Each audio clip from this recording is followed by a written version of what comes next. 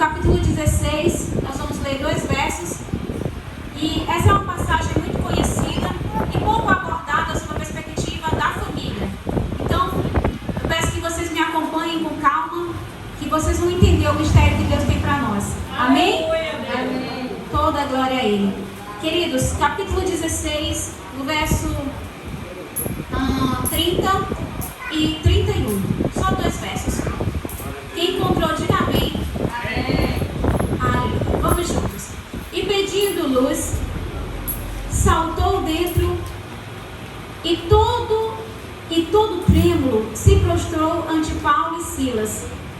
E tirando-os para fora, disse: Senhores, que é necessário que eu faça para me salvar? O verso 31 diz: E eles disseram: Crê no Senhor Jesus Cristo e serás salvo, tu e a tua casa. Vamos repetir esse último verso 31 e disseram: Crê no Senhor Jesus Cristo e serás salvo, tu e a tua casa. Duas figuras estão sendo destacadas como salvo. Quem? Tu e a tua casa. Essa palavra, ela é interessante porque ela não fala de família assim diretamente, mas conta que essa é uma passagem que Paulo e Silas estavam presos. Eles estavam presos e no momento que eles estavam presos, a palavra conta que eles, durante a noite, eles começaram a orar, cantando hinos, adorando ao Senhor. E os presos que estavam ali perto, eles ouviam os louvores, eles escutavam os louvores. Aquela era uma prisão fortificada que tinha ali um carcereiro que estava, a palavra diz que o carcereiro ele estava dormindo. E no momento que eles começaram a cantar, os outros presos ouviam. E aí vocês falam assim: o que tem a ver essa palavra com família? Vocês vão já entender. Então, Paulo e Silas, eles foram presos em razão de falarem do nome do Senhor. Eles foram presos porque eles pregavam sobre Jesus. Eles pregavam sobre salvação. Apesar de muita gente não acreditar neles, mas sabiam qual era o testemunho deles. Muitas pessoas sabiam que havia algo especial na vida daqueles homens. Porque se não fosse assim, eles não estariam presos. Se eles fossem homens mentirosos, eles estavam aí livres. Mas eles eram homens que falavam sobre a salvação em Jesus. E as pessoas queriam calar Paulo e Silas. Então colocaram em uma prisão. O que é interessante é que os presos ouviam o louvor, os presos ouviam aquela canção e o carcereiro dormia.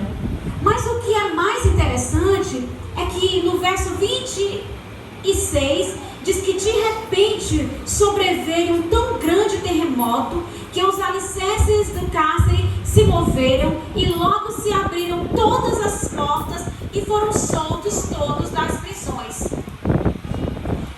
Quando a gente fala essa palavra, parece uma coisa assim de ficção científica, uma coisa de filme. Uma cadeia que começa a tremer, as portas começam a sacudir e a abrir, como se um terremoto, o chão tremesse e as portas se abrem. Mas não só as portas de Paulo e Silas, as portas de todos se abriram. E aí você fica pensando assim, era uma canção muito poderosa. Quando o carcereiro acordou, foi com o barulho das portas se abrindo, das paredes caindo. E ele ficou atemorizado, ele ficou assustado. Mas ele não ficou só assustado, ele ficou com tanto medo que ele quis se matar. Porque imaginem, você está ali para proteger alguém, para não fugir, e aí você se acorda e as pessoas estão com as portas todas abertas, vão dizer: foram todos embora e eu não dei conta de fazer o meu serviço, eu não dei conta de fazer o trabalho pelo qual eu estou colocado aqui, que é proteger essa prisão. E quando ele viu que estava tudo aberto, ele quis se matar. E Paulo disse: não faça isso, nós estamos todos aqui. Aleluia. Aquelas cadeias foram abertas, não foi para Paulo e Silas fugirem. Aquelas cadeias não foram abertas para aquele homem se matar. Aquelas cadeias foram abertas para que o poder poder de Deus fosse visto por todo mundo. Aquelas cadeias foram quebradas para que as pessoas pudessem realmente acreditar que aquele Jesus que Paulo e Silas pregavam, ele era real e ele era poderoso. Muitas vezes coisas acontecem nas nossas vidas que não é para que a gente morra ou para que os nossos filhos morram, mas para que a glória de Deus seja manifesta na nossa vida. Muitas vezes a gente desce próximo à sepultura, passa pelo vale da sombra da morte, não para morrer, mas para que a glória de Deus seja manifesta na nossa vida. Amém? Então aquele carcereiro não ia morrer, aquele carcereiro não ia perder os prisioneiros, mas ele ia ver, ele ia testemunhar o poder de Deus. E o que é interessante é que ele precisou ligar uma luz para ver que realmente todos estavam ali. Irmãos, quando ele viu que estavam todos ali e que somente o louvor deles havia feito algo tão poderoso que era derrubar aquelas cadeias, ele disse para eles: o que é que eu posso fazer? O que é necessário? Veja que pergunta interessante. O que é necessário para que eu seja salvo como vocês? O que eu posso fazer para que algum dia eu possa cantar algo e as portas serem rompidas? O que eu posso fazer para desfrutar do que vocês desfrutam? O que eu posso fazer para ser livre mesmo estando preso? Aleluia, Jesus. Vocês entendem o que ele queria? Ele queria ter a mesma salvação que Paulo e Silas tinham. E aonde nós vamos chegar nessa noite é o que vai surpreender muito vocês. Quando Paulo e Silas disseram a eles: o que precisa você fazer é somente crer, e então será salvo você e a sua casa. Bendito seja o nome do Senhor. Aqui não diz que esse homem, aqui a Bíblia não entra em detalhes sobre se ele tinha filhos, se ele tinha família, o texto não deixa claro, mas Paulo e Silas apontam para que a decisão que ele tomasse iria mudar não só a vida dele, mas iria mudar a vida da família dele também. Queridos, quantas vezes uma decisão na nossa vida impacta os nossos filhos, uma decisão na nossa vida impacta os nossos familiares, e nem sempre a decisão que a gente toma é a correta. Quantas vezes a gente toma uma decisão pensando só em nós? Eu vou fazer isso porque eu mereço. Eu vou fazer aquilo porque eu preciso. E não liga se o marido está concordando, se vai ser bom para os filhos. Quantas vezes o marido toma uma decisão de um trabalho distante de casa porque acha que vai ser melhor para ele, deixando a esposa sozinha, com os filhos abandonados em casa. E a casa fica descoberta pelo pai, porque ele entende: não, é o melhor para mim. Muitas vezes nós tomamos decisões que acha que vai ser bom para você, sem considerar os outros da casa. Quantas vezes a gente toma decisões que vai afetar diretamente nossos filhos, o futuro dos nossos filhos, e a gente desconsidera, porque a gente toma decisões isoladas. O que Paulo e Silas disseram para ele é que quando ele cresce, não só ele seria salvo, mas todos que estavam com ele também seriam salvos. Na Bíblia, nós entendemos que a paternidade, assim como a maternidade, ser pai ou ser mãe, existe uma lei, princípios que regem essa ação. A gente não é pai ou mãe só para ter ali os filhos. A gente recebe de Deus uma responsabilidade. Ela é material, porque você tem que suprir as necessidades físicas, não é? Comida, roupa. Você tem que trabalhar para suprir as necessidades materiais, não é assim? Você também tem que suprir as necessidades emocionais. Como, irmã, que se supre necessidades emocionais? Você tem que dar carinho para os seus filhos. Você precisa dar amor para eles. Eles precisam se sentir amados. Eles precisam se sentir queridos, respeitados e honrados. Aí você fala: menina, esse negócio de abraço menino, gostar de menino, isso não é comigo não.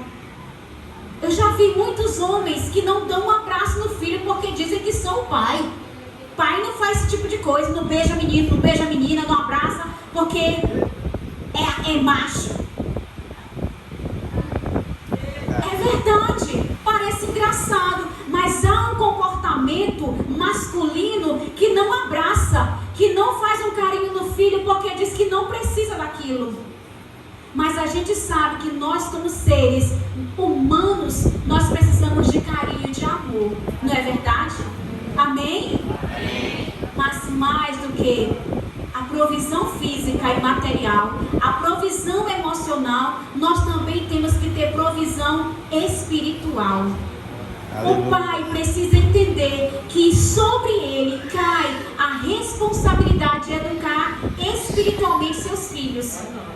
Irmãos, a pessoa diz: esse menino não me obedece, esse menino não gosta de mim, não me respeita. Você o ensinou a lhe amar? Você o ensinou a lhe respeitar? Você o ensinou a lhe honrar? Quando a gente nasce, a gente não sabe das coisas. A gente tem que ser ensinado. O menino precisa ser ensinado a obedecer. O menino precisa ser ensinado a amar. Precisa ser ensinado a dividir, a compartilhar, a ser servo.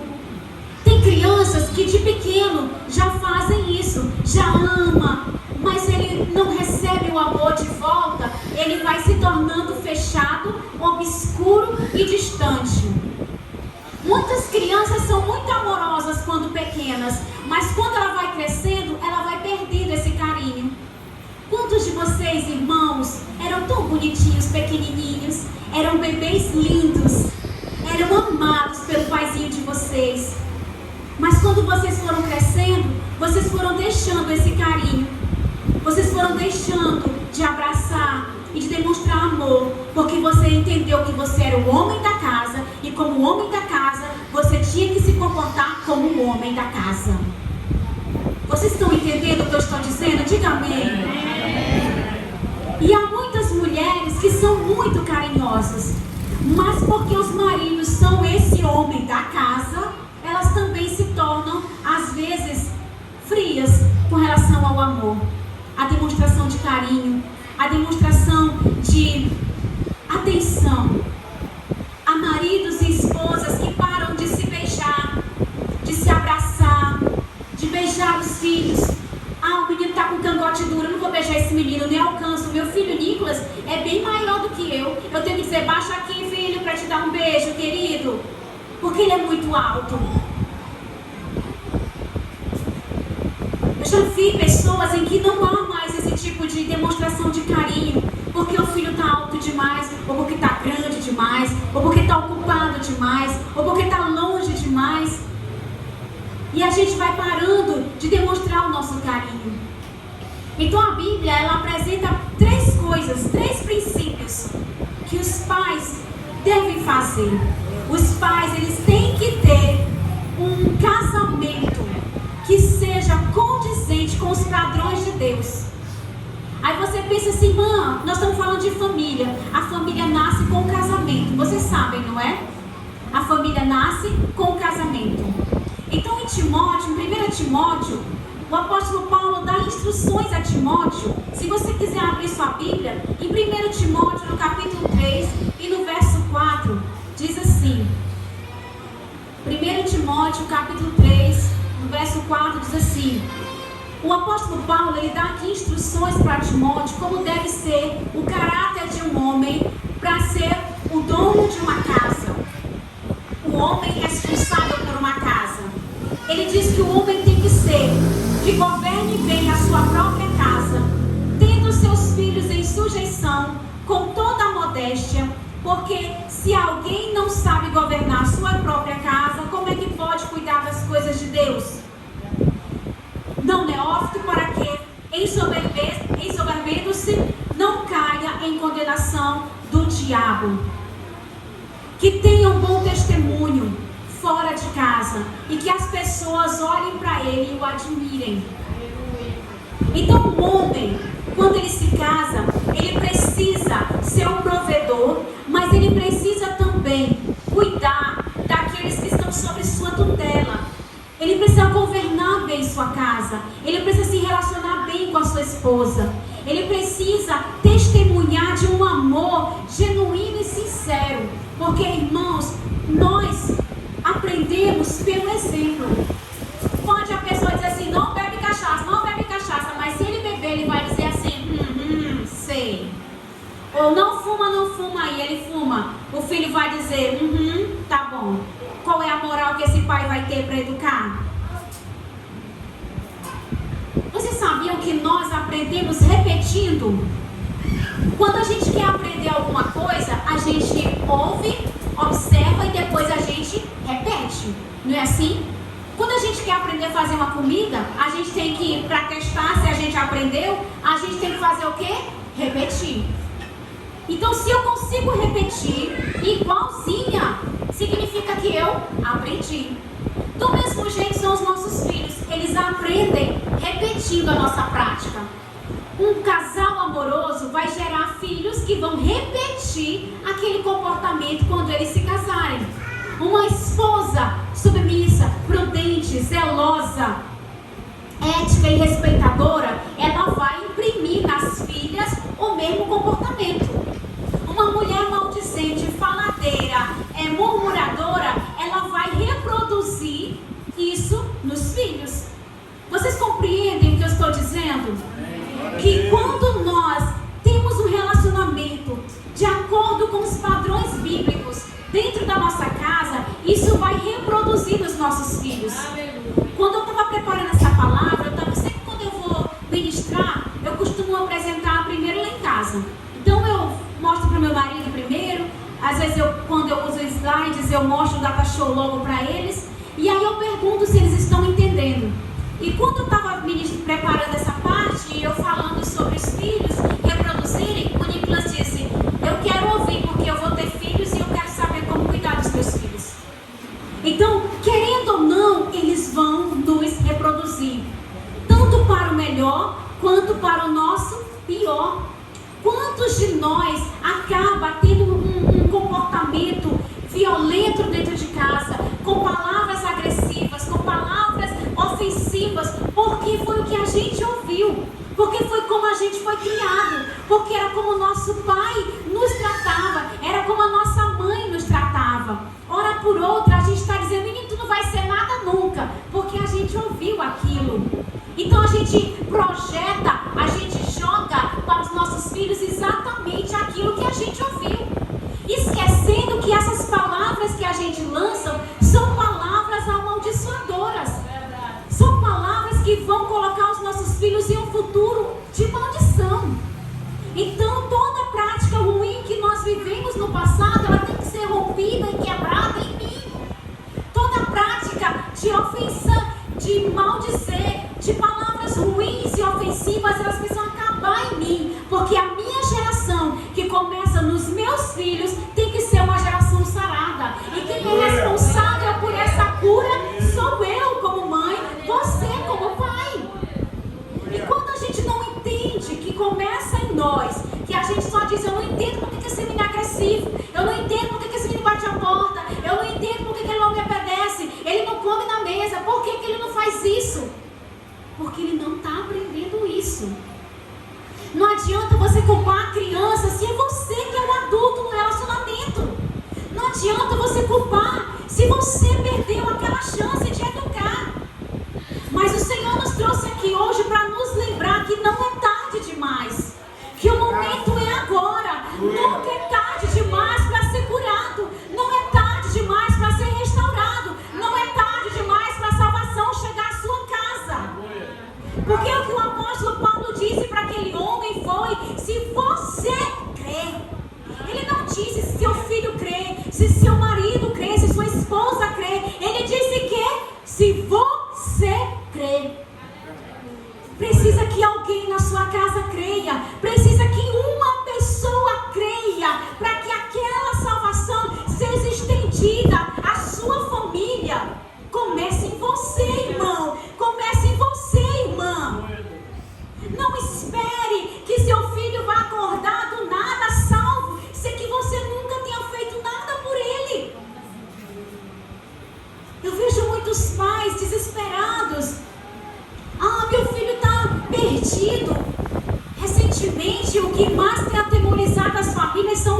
virtuais.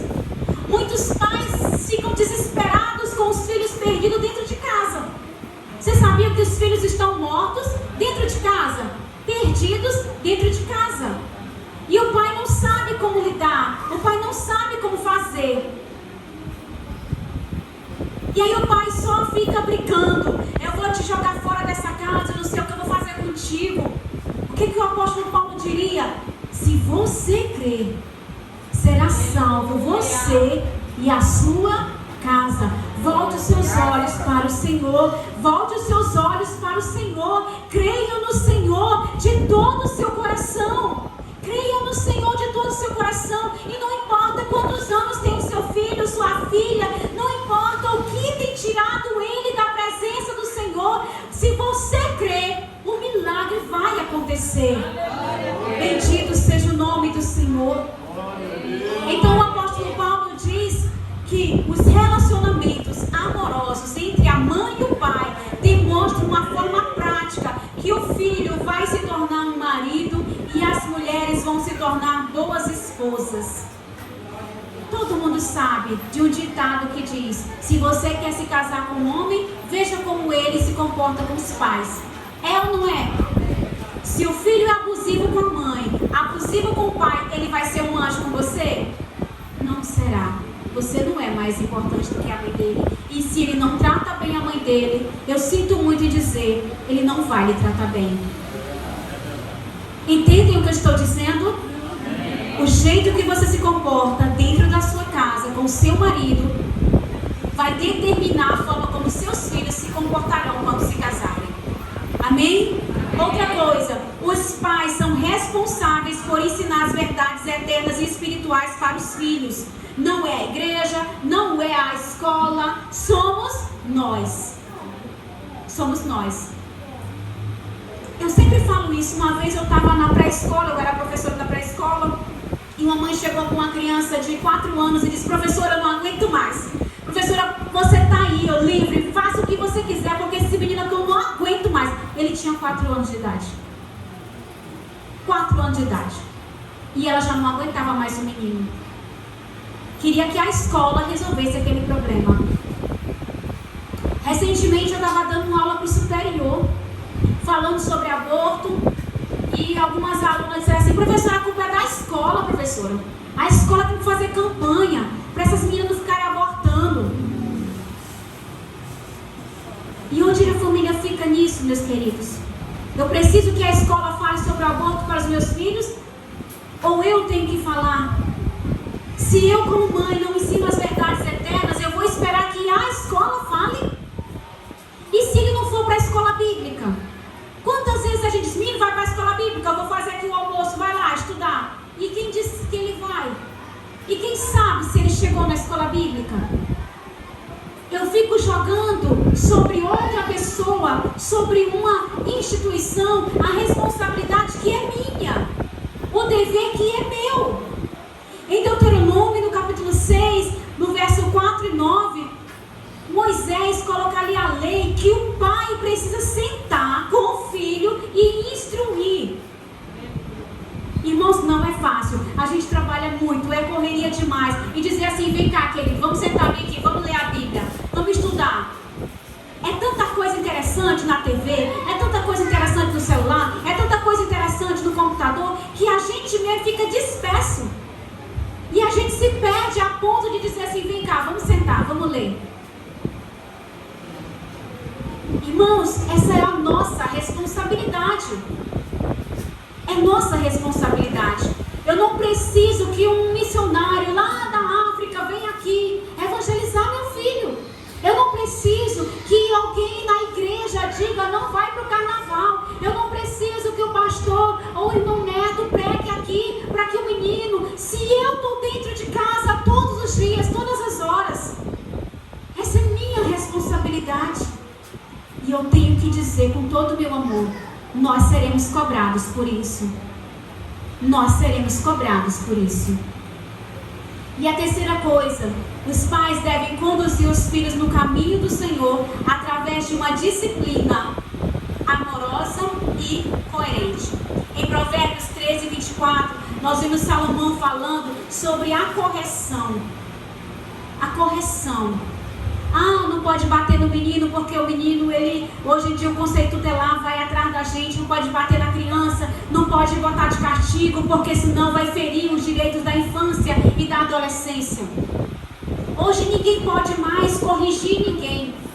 Não pode colocar a criança para começar a aprender uma profissão porque senão as leis trabalhistas vão vir sobre a gente.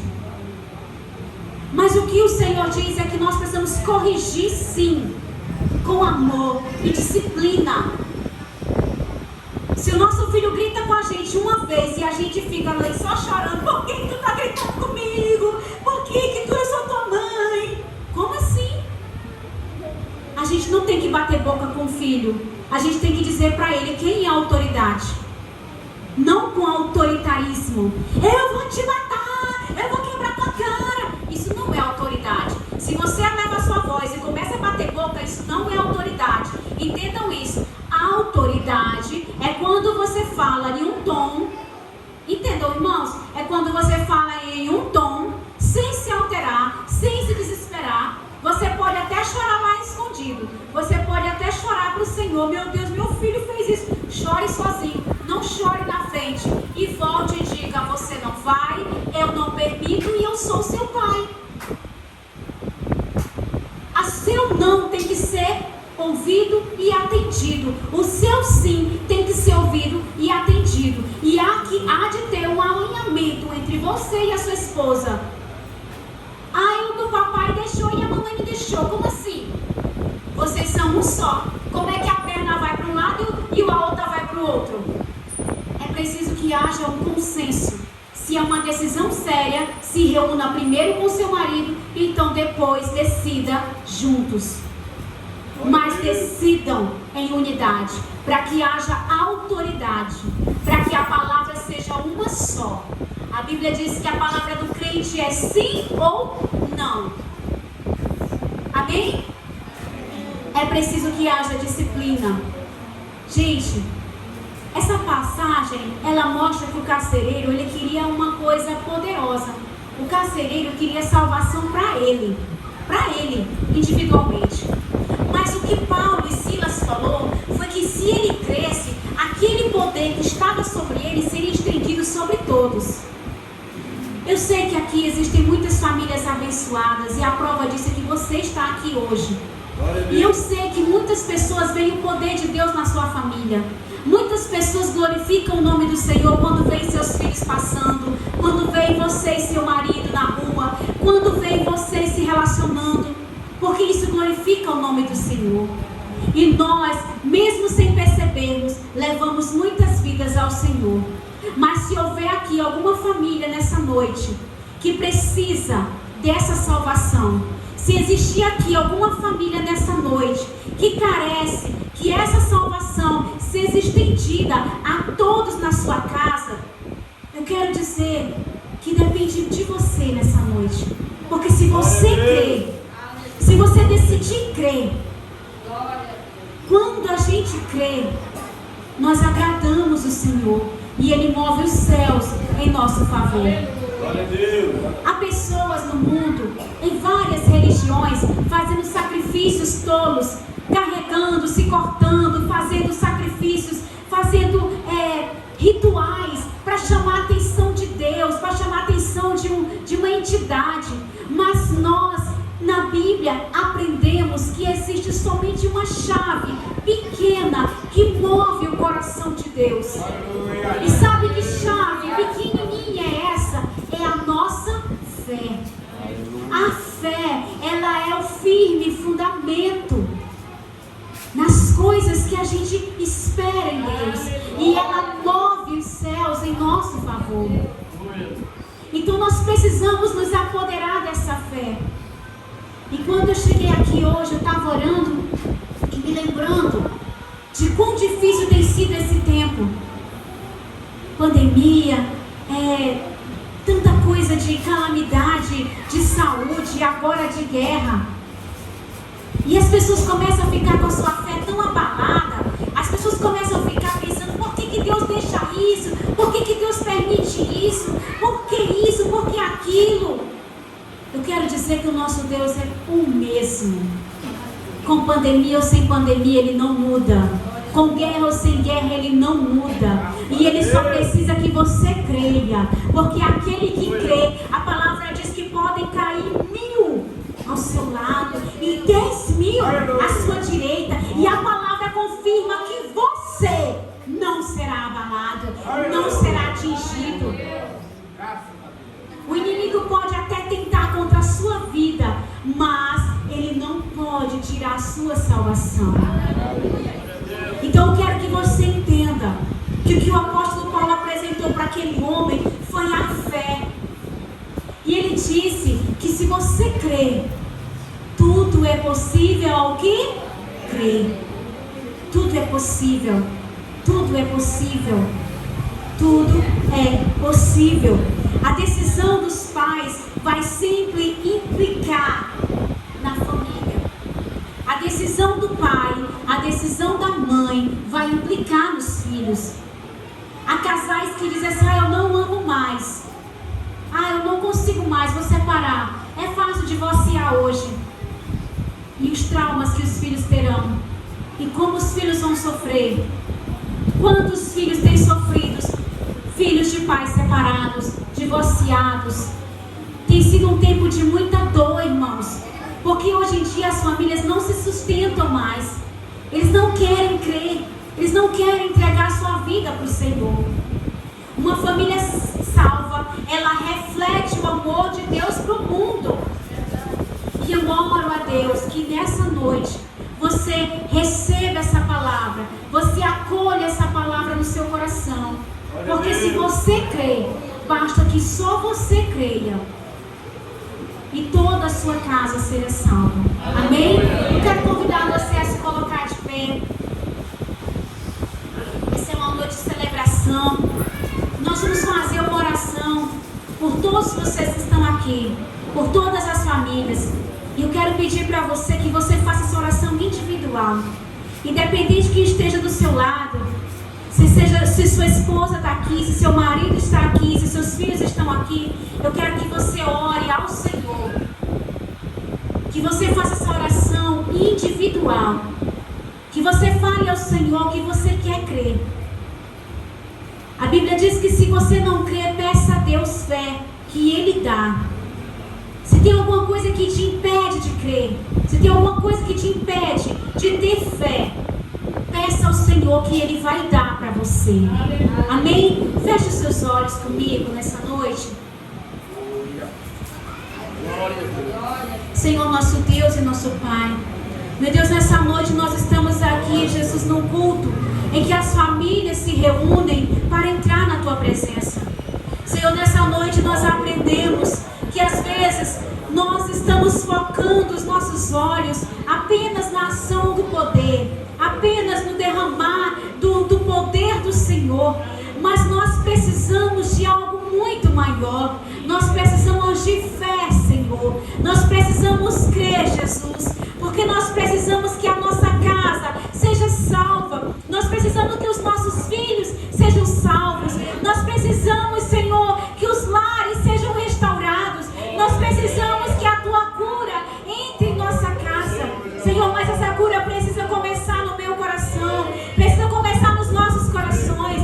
Essa cura, Senhor, precisa quebrar a maldição que foi lançada. Essa cura precisa quebrar uma palavra que foi dita, Senhor, no passado. Nós nessa hora queremos que aquela palavra seja quebrada, que todo laço, Senhor, de herança que não visam com a Tua santidade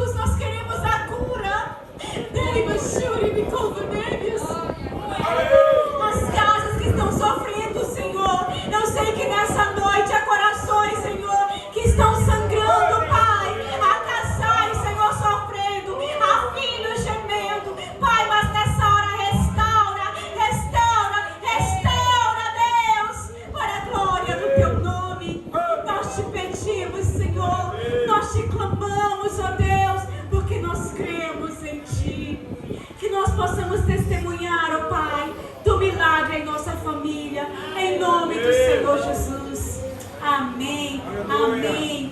Louva a Deus por essa oportunidade.